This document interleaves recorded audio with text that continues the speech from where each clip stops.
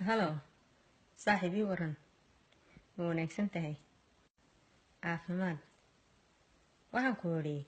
wadankii baan u socdaa may raacaysaa Soomaaliya noorta walaal waxba ku dhiman adduunka meeda la socnin waa maxay Soomaaliya waxaad ka hadlaysaa aanu Soomaaliland ma ka hadlayaa wad raacaysaa waa si wanaagsan aan mid kale kaaga digo ninkii ajnabiga la sheekaysanaysa naga reeb saaxiib ajnabiga waa kiyaa dee waa kaad garanaysa wareer koonfureedka ajnabi ma aha la waa ajnabi wixii aan reer Somaliland ahayni ee Somaliland ahayni walaal horta waxaan ku weydiiyay ajnabi jecelidaa intaas aad qurba joogtay miyaan ajnabi kugu filan wali ma darkid ma ilaa iyo wadankiina aad rabtiin ajnabi nala geysid walaal waxaan ku sheegaa haddaad saa ajnabi jeceshahay anigu Somaliland kuma raacayee iska joog saaxiib inagu kala wad